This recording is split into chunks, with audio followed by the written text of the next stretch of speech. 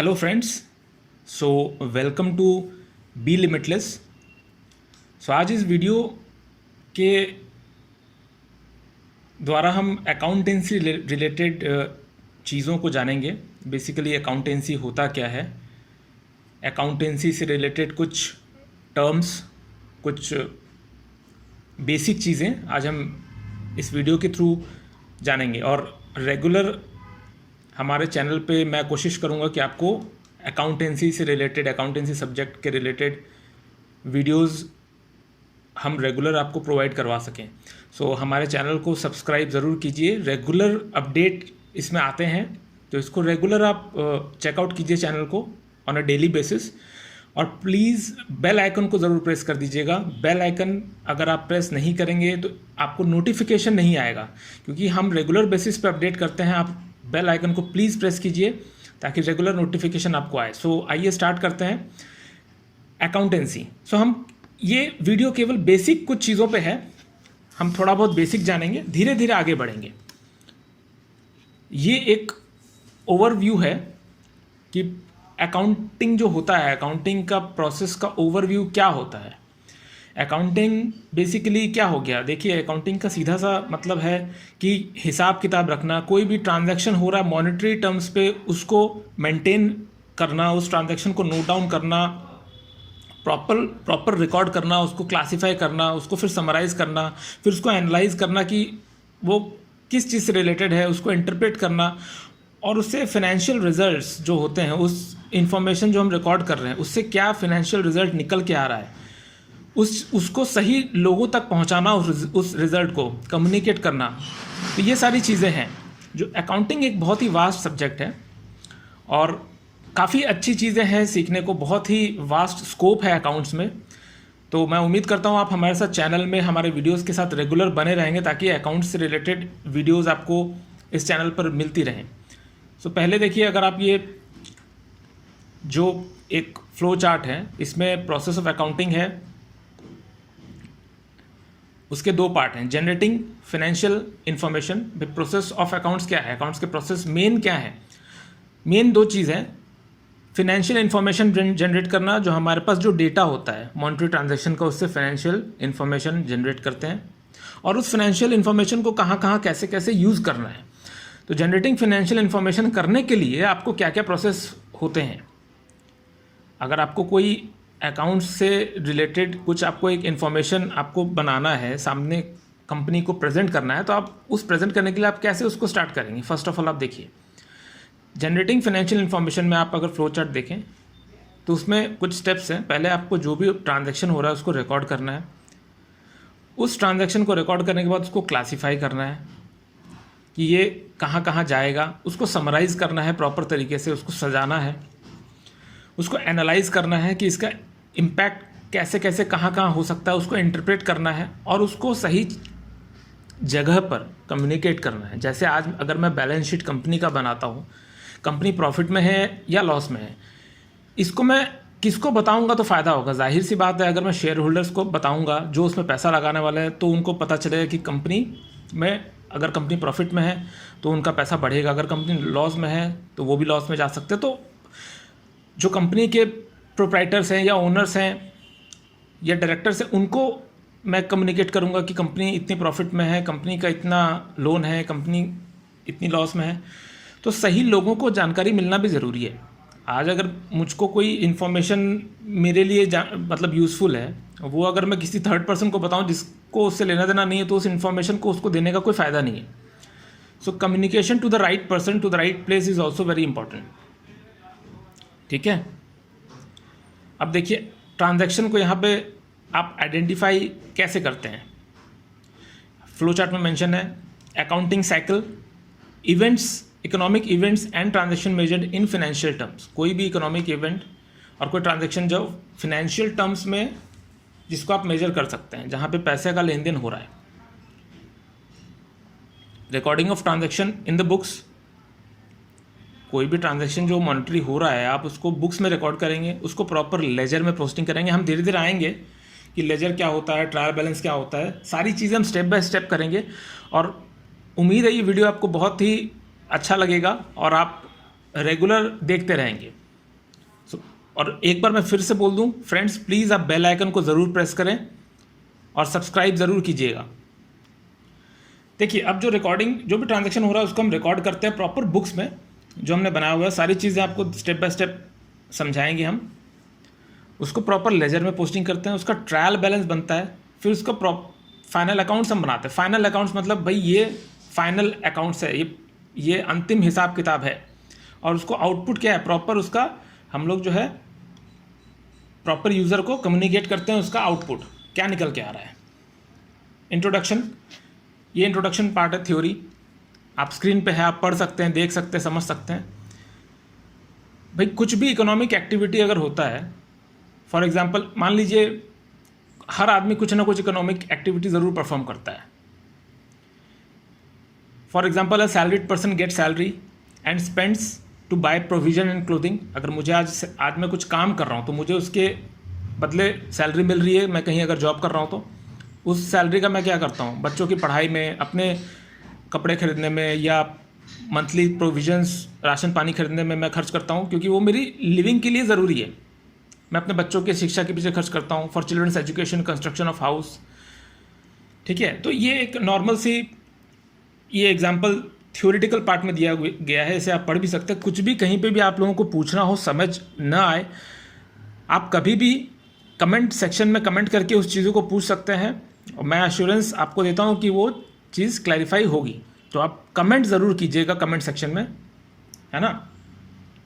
In basic terms transaction is use to देखिए, transaction is use to mean a business performance of an act and agreement, while event is used to mean a happening as a consequence of transaction.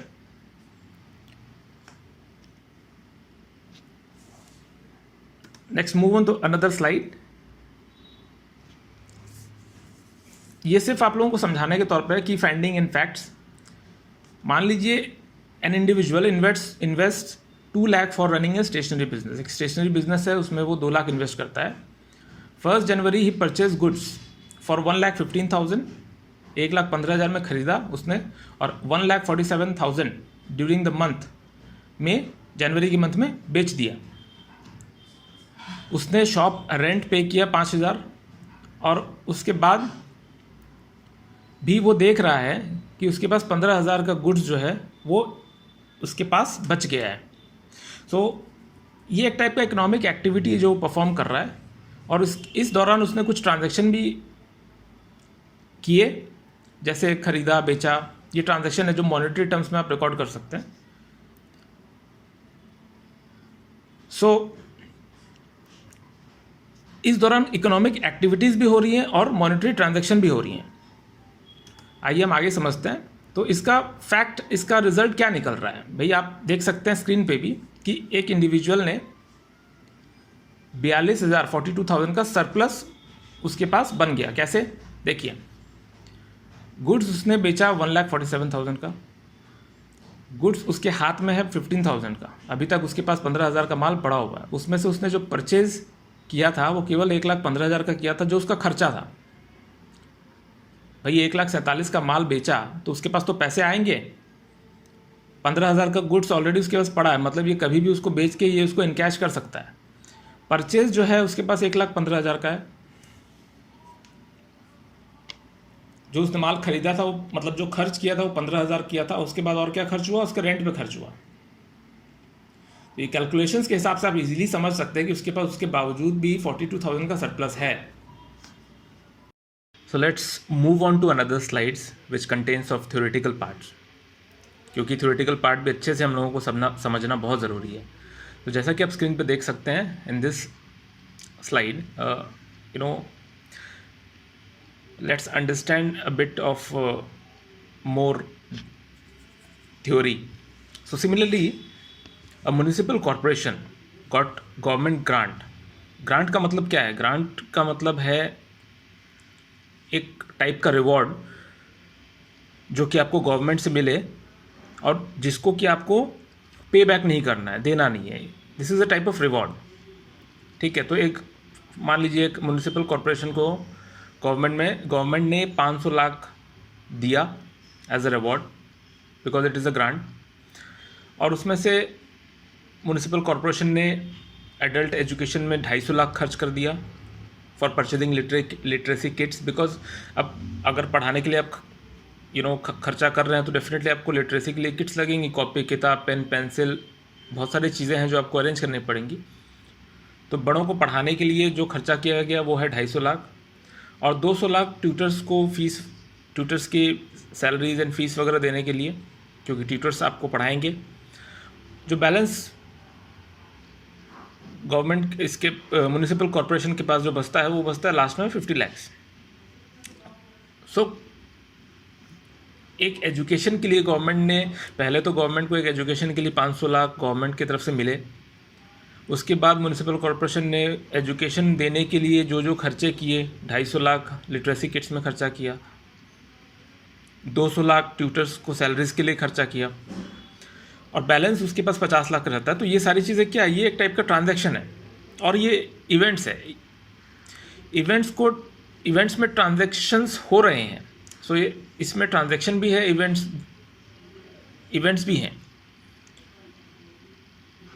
है ना। So similarly central government मान लीजिए funds raise करती है अपने पास, कैसे? Taxes के through. भाई सेंट्रल गवर्नमेंट तो कहीं नौकरी करने जाएगी नहीं, सेंट्रल गवर्नमेंट अपने पास पैसा कैसे रेज करती है? वो रेज करती है सिटीजन से टैक्सेस के through. Different type of taxes होते हैं, डायरेक्ट टैक्सेस, इनडायरेक्ट टैक्सेस, वो हम लोग बाद में डिस्कस करेंगे डेफिनेटली। सो सेंट्रल गवर्नमेंट पैसा कहाँ से लाती है? लोगों के पास से, टैक्सेस के थ्रू, ताकि वो अपने एम्प्लॉयज़ को सैलरीज दे सके और अदर डेवलपमेंट एक्टिविटीज़ में पैसा खर्च कर सके, ताकि देश का, जोन का विकास हो, डेवलपमेंट हो। जब भी गवर्नमेंट के पास रिसीव्स पैसे ज़्यादा आते हैं और खर्चे कम होते हैं तो गवर्नमेंट के पास पैसा बचता है, वो सरप्लस होता है। और जब भी गवर्नमेंट के पास खर्चे ज़्यादा होते हैं, पैसे कम आते हैं, तो वो डेफिसिट हो जाता है, यानी वो माइनस होता है, यानी लॉस में रहता है। उस केस में गवर्नमेंट कहीं से लोन या कुछ करके मैनेज ज़रूर करती है, बट वो डेफिसिट में आता है। सरप्लस कब होगा? जब हमारे पास पैसे ज़्यादा आए, मेरे पास आया 1 रुपया, मैंने खर्चा किया 50 पैसा, तो 50 पैसा मेरे पास सरप्लस है। अगर मेरे पास आया 50 पैसा, मैंने खर्चा 1 रुपया किया, तो मेरे पास 50 पैसा मैंने अपने जेब से दिए। सो काफ़ी तरीके हैं गवर्नमेंट के पास और भी फंड रेज करने के। सो जो भी सरप्लस हो रहा है, डेफिसिट हो रहा है, वो अकाउंटिंग ईयर के एंड में उसको वो एज ए इवेंट के तौर पे जाना जाता है।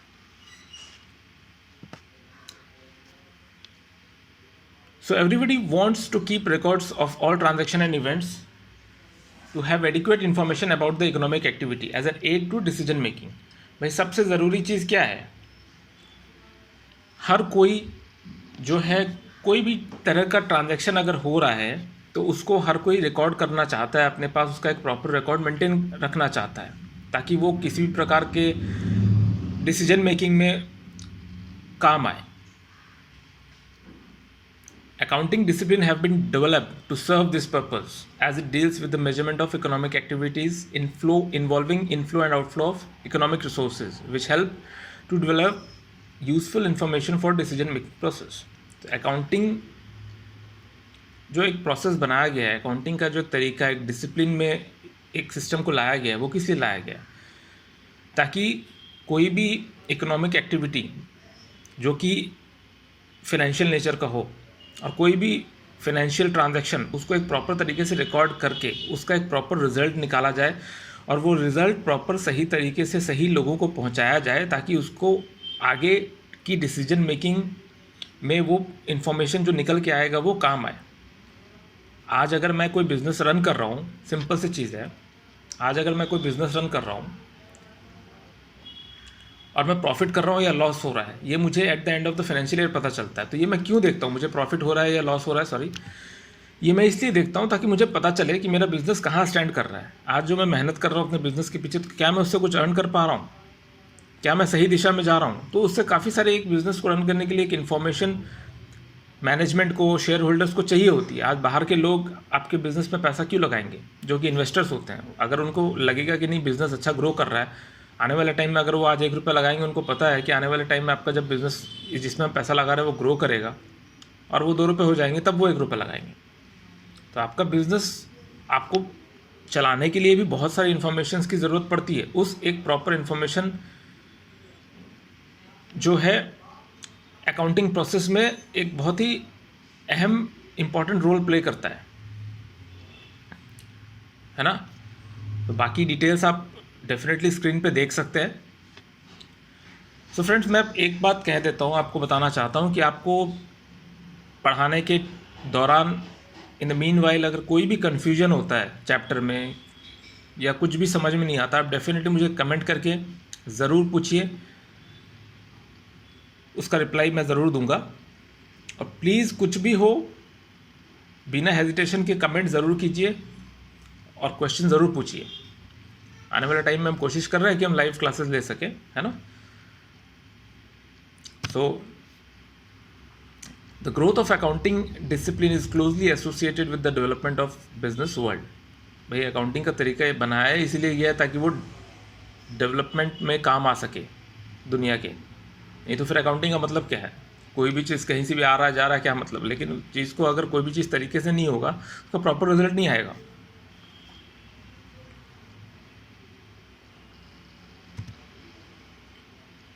Meaning of accounting, the committee on terminology. भाई अकाउंट बेसिकली अकाउंट क्या है, अकाउंट का मतलब जो है 1961 में American institute of certified public accountants जो है उन्होंने बताया, और वो ये बताया कि अकाउंटिंग एक कला है। रिकॉर्डिंग कैसे हो सकती है, फिर क्लासिफाई कैसे किया जा सकता है, समराइज कैसे किया जा सकता है एक प्रॉपर तरीके से, in terms of definitely in terms of money transaction and events which are in part at least of financial character and interpreting the result thereof. भाई सीधी सी बात है, उन्होंने ये बोला कि अकाउंटिंग एक कला है, सही तरीके से उसको रिकॉर्ड करने का, उसको रिकॉर्ड करने के बाद उसको प्रॉपर तरीके से क्लासीफाई करने का, और उसके बाद उसका एक समराइज एक रिपोर्ट निकालने का। और इन सब चीज़ों में क्या आप रिकॉर्ड कर सकते हो, जो कि एक मॉनेटरी ट्रांजैक्शन हो या फिर कोई ऐसा इवेंट या ट्रांजैक्शन हो जो कि फाइनेंशियल कैरेक्टर का हो। आज अगर मैं कहीं खेलने जा रहा हूँ फॉर एग्जांपल, तो मैं वो तो रिकॉर्ड नहीं करूँगा ना कि मैं कहीं खेलने जा रहा हूँ। अगर मैं कहीं खेलने जा रहा हूँ और मुझे वहाँ पे अगर खेलने जाने के लिए कुछ पैसे देने पड़े, या मुझे खेलने के लिए कहीं कुछ अवार्ड मिला कि मैं खेल के जीत गया और मुझे कुछ अवार्ड मिला मॉनेटरी टर्म्स में, मान लीजिए मुझे 10,000 रुपीज़ मिले, तो वो मैं रिकॉर्ड कर सकता हूँ कि मैं खेलने गया, मुझे एक अवार्ड मिला, मुझे इतने रुपये मिले या मैंने इतने रुपये दिए। तो वो एक मॉनेटरी ट्रांजैक्शन उस इवेंट में रिलेटेड है, उस इवेंट से। वैसे ही इन 1970 the accounting principle board of American institute of certified public accountants enumerated the function of accounting as follows. The function of accounting is to provide quantitative information, primarily of financial nature, about economic activities that is needed to be useful in making economic decisions.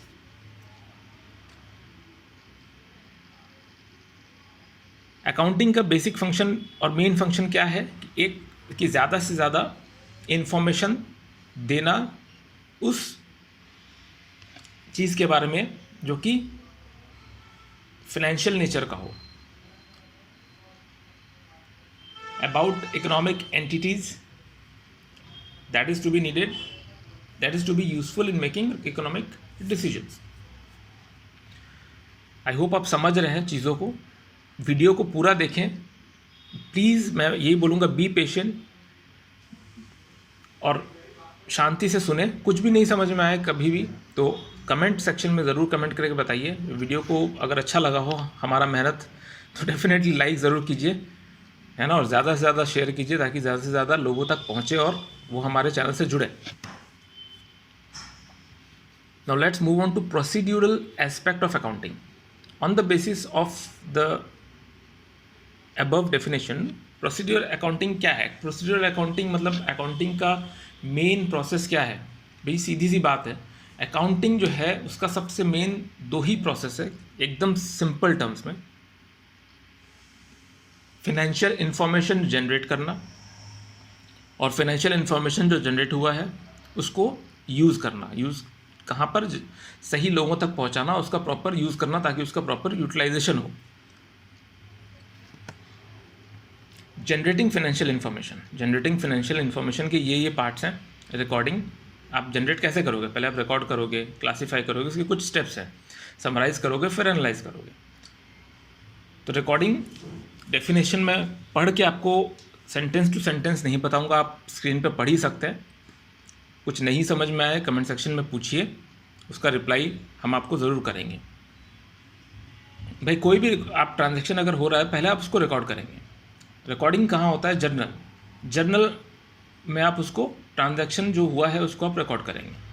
Record आप क्या करेंगे, जो चीज़ monetary terms में measurable है। आज मान लीजिए अगर मैं किसी से कुछ खरीद रहा हूँ तो उससे मैं प्रॉपर बिल लूँगा, मैंने उसको पैसे दिए, मैं एक दुकानदार के पास गया, मैंने एक पेन लिया, पेन का कॉस्ट है 10 रुपीज़, तो मैंने पेन खरीदा और उस पेन खरीदने के एवज में मैंने उसको 10 रुपये दिए, तो वो मैं ट्रांजैक्शन बुक करूँगा कैसे, उसके कुछ एविडेंस होंगे, क्योंकि अगर मैं कुछ खरीद रहा हूँ तो उससे मैं बिल ज़रूर लूँगा, तो उस बिल पे सारी चीज़ें मेंशन होंगी कि मैंने एक पेन लिया और पेन की कॉस्ट 10 रुपीज़ है। तो उस एविडेंस के थ्रू मैं जर्नल में रिकॉर्डिंग करूँगा। उसके बाद आता क्लासिफिकेशन। क्लासिफिकेशन जो है सिस्टमेटिक एनालिसिस करने का एक प्रोसेस होता है, जो कि डेटा हमने रिकॉर्ड किया है, मतलब जो भी ट्रांजैक्शन एक नेचर के है उसको एक जगह हमें रखना पड़ेगा, हमें नेचर वाइज ट्रांजैक्शंस को समझना पड़ेगा, और जो भी ट्रांजैक्शन एक नेचर के उसको एक एक जगह हमें लाना पड़ेगा। मतलब एक नेचर का, जैसे मान लीजिए हमने 10 एंट्री की, उसमें 5 एंट्री एक नेचर की और बाकी 5 एंट्री दूसरे नेचर की, तो हमें 2 नेचर बनाना पड़ेगा, 2 नेचर को समझना पड़ेगा और 5-5 एंट्रीज उसमें करनी पड़ेंगी।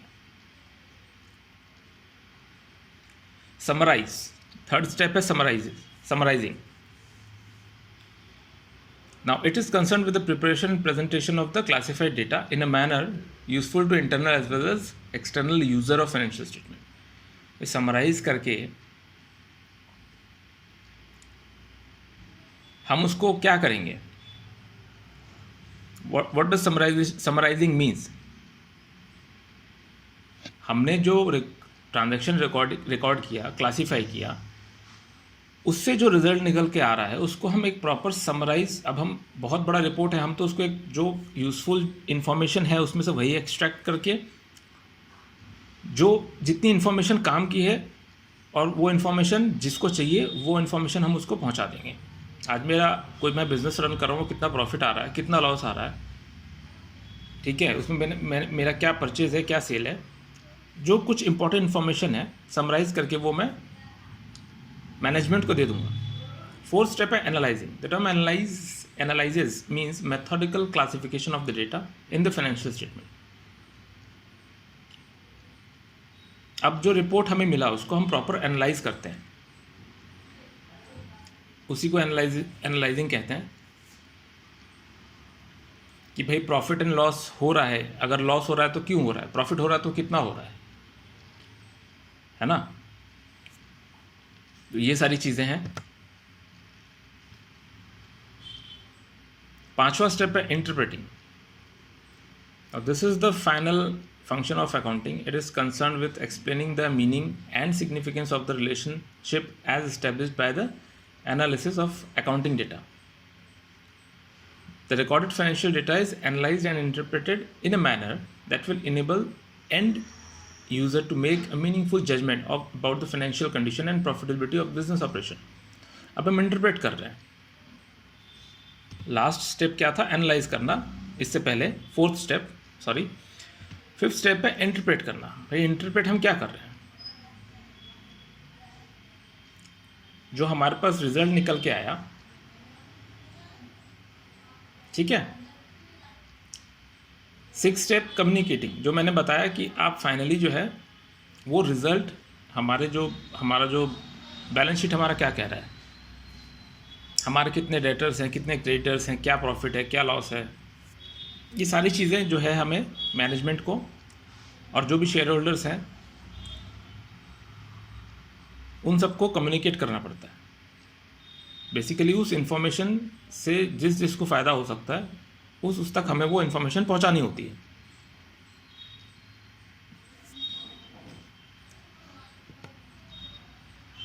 Using the financial information, there are certain users of accounts. Earlier it was viewed that accounting is meant for the proprietor or the owner of the business, but changing social relationships diluted the earlier thinking. It is now believed that besides the owner of management of the business enterprise, users of accounts include the investors, employees, lenders, suppliers, customer, government and other agencies, and the public at large. Accounting provides the art of presenting information systematically to the user of accounts. Accounting data is more useful if it stresses economic substance rather than technical form. Information is useful and meaningful unless it is relevant and material to a user's decision. 100 बात की एक बात, financial information कहाँ use हो रहा है, कैसे use हो रहा है। भाई पहले के अकाउंट्स में क्या होता था कि जो अकाउंटिंग जो होता था उसमें केवल जो बिज़नेस का मालिक होता था, प्रोप्राइटर होता था, उसी को मतलब होता था। लेकिन आज के इस बदलते ज़माने में अकाउंट्स जो हो गया है उससे काफ़ी सारे इन्फॉर्मेशंस निकल के आते हैं और एक बिज़नेस में आज के डेट में ज़्यादा से ज़्यादा लोगों को उस इन्फॉर्मेशन जो अकाउंट से फाइनल जो रिज़ल्ट निकल के आता है उससे बहुत सारे लोगों को लेना देना है। जैसे इन्वेस्टर्स हो गए, इन्वेस्टर्स कौन, जो आपके बिज़नेस में पैसा डाल रहा है। एम्प्लॉयज़ हो गए, आज मैं जिस कंपनी में काम कर रहा हूँ मेरी कंपनी जो है उसमें ग्रोथ है कि नहीं, वो कहीं लॉस में तो नहीं चल रही है, उसमें उसकी क्या कैपेसिटी है, उसमें कोई फ्यूचर है कि नहीं। तो आजकल एम्प्लॉयज़ को भी बहुत लेना देना हो गया है। लेंडर्स, भाई आपके बिज़नेस में अगर आप कहीं से माल खरीद रहे हो, आप कहीं से क्रेडिट ले रहे हो, जो भी आपको कोई भी चीज़ अगर लैंड कर रहा है तो उसको भी पता होना चाहिए कि बिज़नेस की पोजीशन क्या है। हम कहीं ऐसे लोगों को तो लैंड नहीं कर रहे या ऐसे बिज़नेस को तो लैंड नहीं कर रहे जिसकी पेमेंट की कैपेसिटी ना हो, जो वापस चुका ना सके। सप्लायर्स, कस्टमर्स, गवर्नमेंट, बहुत सारी सोर्सेज आजकल ऐसे हो गए हैं जिनको अकाउंट्स से जो रिज़ल्ट जो आता है, फाइनल जो रिज़ल्ट आता है उसमें इंटरेस्ट होता है।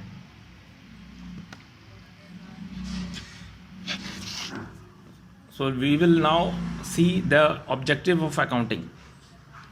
Let's move on to another slide, objectives of accounting. So आइए अब समझते हैं अकाउंटिंग के ऑब्जेक्टिव्स क्या क्या हैं। What are the objectives of accounting? Objective of accounting is basically systematic recording of transaction. Basic objective है ये। कोई भी आप ट्रांजैक्शन अगर होता है मॉनेटरी टर्म्स में, आप उसको सबसे पहले एक रिकॉर्ड करना चाहेंगे एक सिस्टम से, और उसको बुक कीपिंग भी कहते हैं। Systematically recording of transaction is also known as book keeping. बहुत ही जनरल टर्म है बुक कीपिंग। कोई भी ट्रांजैक्शन फर्स्ट यू रिकॉर्ड, आप रिकॉर्ड करते हो, उसके आप उसको क्लासीफाई करते हो, समराइज़ करते हो एक लॉजिकल वे में, ताकि वो फाइनेंशियल रिपोर्ट उससे तैयार हो सके, उससे एक प्रॉपर रिजल्ट निकल के आए, एक प्रॉपर रिपोर्ट जनरेट हो, जिसको कि हम लोग फाइनेंशियल स्टेटमेंट भी कहते हैं बिजनेस का। एज ऑन डेट, आप एक पर्टिकुलर डेट का आप ये जानने में इंटरेस्टेड रहते हैं कि उसका क्या पोजीशन है उस डेट में। सेकंड में वही, जैसे मैंने अभी बताया, सेटलमेंट ऑफ रिजल्ट्स, जो आपने ट्रांजैक्शन रिकॉर्ड किया उससे क्या निकल के आया। नॉर्मली क्या होता है, एक बिज़नेस में एक अकाउंटेंट जो है वो profit and loss account prepare करता है। उससे ये पता चलता है कि बिज़नेस ऑपरेशंस नुकसान में चल रहा है कि प्रॉफिट में चल रहा है। सो इफ़ रेवेन्यू, ये हमने अभी पहले भी बताया पिछले स्लाइड्स में, कि अगर आपका रेवेन्यू रिसीव्ड जो है वो अगर एक्सपेंस से ज़्यादा होता है तो बिज़नेस प्रॉफिट में है, अगर एक्सपेंस ज़्यादा होता है रेवेन्यू कम है तो बिज़नेस लॉस में चल रहा है। और प्रॉफिट एंड लॉस अकाउंट जो है वो मैनेजमेंट को काफ़ी मदद करता है, स्टेक होल्डर्स को काफ़ी मदद करता है बिज़नेस चलाने के लिए जो डिसीजंस लेने पड़ते हैं उस चीज़ में। Third most important is ascertainment of financial position of the business. Businessman जो होते हैं खाली आजकल वही इंटरेस्टेड नहीं रहते हैं, उनके अलावा और भी बहुत लोग जो हैं वो बिज़नेस फाइनेंशियल रिजल्ट्स में उस बिज़नेस के इंटरेस्टेड होते हैं। पहले हमने हालांकि डिस्कस कर चुका है चीज़। बिजनेसमैन को ये केवल आज के डेट में ये नहीं जानना है कि उसका बिज़नेस प्रॉफिट में चल रहा है कि लॉस में, उसको ये भी जानना है कि उसकी देनदारी कितनी है, उसकी लेनदारी कितनी है, मार्केट में उसको कितना पैसा देना है, मार्केट से उसको कितना पैसा लेना है as on date. For example अगर हम 31 जो फाइनेंशियल स्टेटमेंट बनता है वो as on date 31 March closing उसका होता है, वो उसी डेट पे फाइनल होता है। फाइनल जो बैलेंस शीट हम बोलते हैं वो 31 मार्च उसकी डेट होती है, क्योंकि एज ऑन डेट जो फाइनेंशियल पीरियड होता है वो हमेशा 1 अप्रैल से 31 मार्च तक की होती है नेक्स्ट ईयर। ये आप हमेशा ध्यान रखिएगा। So providing information to the users for rational decision making, accounting as a language of business communicates the financial results of an enterprise to various stakeholders। जैसा कि हमने बताया आज के डेट में जो फाइनेंशियल जो रिजल्ट्स होता है और वो बहुत एक इम्पॉर्टेंट रोल प्ले करता है डिसीजन मेकिंग में, और बहुत एक इम्पॉर्टेंट रोल प्ले करता है दूसरे इन्वेस्टर्स को अट्रैक्ट करने में। क्योंकि अगर आपका बिज़नेस अच्छा नहीं चलेगा, आपका फाइनेंशियल स्टेटमेंट अगर अच्छा नहीं है, बैलेंस शीट अगर आपकी स्ट्रांग नहीं है, तो कोई भी स्टेक होल्डर, कोई भी बाहर का इंसान उसमें पैसा इन्वेस्ट नहीं करना चाहेगा। सो ये एक बहुत इंपॉर्टेंट चीज़ है। To know the solvency position by preparing the balance sheet. आज अगर बैलेंस शीट हम बनाते हैं एज ऑन डेट, तो उससे हमें ये पता चलेगा कि उसकी सॉल्वेंसी कितनी, बिज़नेस की सॉल्वेंसी है। मतलब आज अगर बिज़नेस, आज के डेट में बिज़नेस कहाँ स्टैंड कर रहा है, क्या उसकी प्रॉफिटेबिलिटी बन रही है, अगर बिज़नेस वाइंड अप भी होता है तो कितना उसको चुकाना पड़ेगा, क्या उसकी लिक्विडिटी पोजीशन है, लॉन्ग टर्म में बिज़नेस कितना स्टेबल रहेगा, वो सारी चीज़ें हमें बैलेंस शीट से पता चलती है। धीरे धीरे हम सारी चीज़ें आगे आने वाले वीडियो में डिस्कस करेंगे। ये तो अभी जस्ट एक बेसिक्स है जो आप लोगों को जानना ज़रूरी है step by step. Objective of accounting में अगर एक चार्ट की बात करें, ये चार्ट से आपको क्लियर होगा कि किसका क्या प्रोसेस है। ऑब्जेक्टिव ऑफ अकाउंटिंग बेसिकली 4 चीज़ों पे डिपेंड है। सिस्टमैटिक रिकॉर्डिंग ऑफ ट्रांजैक्शन, जो आप ट्रांजैक्शन रिकॉर्ड किए हैं वो, उससे रिजल्ट क्या निकला, और जो रिजल्ट निकला उसको आप एक समराइज करके एक उसका फाइनेंशियल पोजीशन, बिजनेस कहाँ स्टैंड कर रहा है, एक रिपोर्ट बनाना, और वो रिपोर्ट को सही यूज़र्स तक पहुँचाना। सिर्फ अब जैसे सिस्टमैटिक रिकॉर्डिंग ऑफ ट्रांजैक्शन में क्या क्या आ गया, book keeping, journal, ledger, trial balance, ये सारी चीज़ें आने वाले वीडियोज़ में हम डिस्कस करेंगे। एसेटलमेंट ऑफ रिजल्ट्स में manufacturing, trading, profit and loss account. Financial position हमें बैलेंस शीट से ही पता चलती है, और यूजर्स को हम क्या रिपोर्ट देंगे, financial report. So that's it. एक मोटा मोटा बात करें तो फंक्शंस ऑफ अकाउंटिंग क्या है, what are the functions of accounting. Measurement, भाई मेजरमेंट कैसे, क्योंकि अकाउंटिंग पास्ट परफॉर्मेंस जो बिजनेसेस के होते हैं उसको मेजर कर सकता है। करंट परफॉर्मेंस जो आपकी बिज़नेस की है उसको भी बता सकता है एज ऑन डेट। जैसे कि अगर आप बैलेंस शीट बनाते हैं तो आपको बिज़नेस का एक्चुअल पोजीशन पता चलेगा, कितना प्रॉफिट है, कितना लॉस है, कितना लेनदारी है, कितना देनदारी है, कितना आप वो कर रहे हो, कितना आपको लेना है। फोरकास्टिंग, फ्यूचर परफॉर्मेंस जो है वो फोरकास्ट कर सकता है। आप एक डेटा, एक रिपोर्ट तैयार कर सकते हैं, उससे आपको एक आइडिया हो जाएगा कि फ्यूचर का जो हमारा बिज़नेस फ्यूचर में किस तरह से चल रहा है, किस तरह से चल सकता है। आप रिपोर्ट्स तैयार कर सकते हो, तो हमें ये भी आइडिया हो सकता है फ्यूचर का, और वो हमें डिसीजन मेकिंग में बहुत काम आएगा। Decision making, comparison and evaluation, कोई भी आप पास्ट डेटा उठा के आप उसको करंट डेटा के साथ इवैल्यूएट कर सकते हो। आपको पता चलेगा कि क्या चीज़ें आपको करंट में और ठीक करनी है, या क्या गलतियां आपने पास्ट में की, तो आप इवैल्यूएट कर सकते हो, उसको रेक्टिफाई कर सकते हो। कंट्रोल, ये अकाउंटिंग अगर है, हर चीज़ आप रिकॉर्ड कर रहे हो, तो उससे आपका कंट्रोल मजबूत होता है। Definitely control is very important. Government regulation, taxation, so accounting provides necessary information to the government as well to exercise control on the entity as well as in collection of tax revenues. तो government को भी control देता है, ताकि वो, क्योंकि business जो है उससे गवर्नमेंट को रेवेन्यू अर्न होता है, तो गवर्नमेंट जो है वो भी अपने रूल्स एंड रेगुलेशंस के हिसाब से बिज़नेस को मॉनिटर करते रहती है, और एक कंट्रोल गवर्नमेंट का भी रहता है। So thank you so much for watching. आप हमारे चैनल के साथ रेगुलर बने रहें, रेगुलर अपडेट चेक करते रहें और सब मोस्ट इम्पॉर्टेंटली ज़्यादा से ज़्यादा शेयर करें, बेल आइकन को दबाएं ताकि कोई भी वीडियो हम जैसे वीडियो रेगुलर डेली बेसिस पे पब्लिश करते हैं, जैसी वीडियो पब्लिश होगा अगर आप बेल आइकन को दबाएंगे तो आपके पास नोटिफिकेशन आएगा। तो प्लीज़ ज़्यादा से ज़्यादा शेयर करें, सब्सक्राइब करें, कमेंट बिल्कुल ज़रूर करें। आप कहीं पे भी आपको डाउट हो, कुछ भी पूछना हो, कमेंट कीजिए, उसका आपको रिप्लाई मिलेगा, और बेल आइकन को प्रेस कीजिए। Thank you so much. Videos regular देखिए हमारे चैनल का, है ना, और बने रहिए। Thank you so much for watching.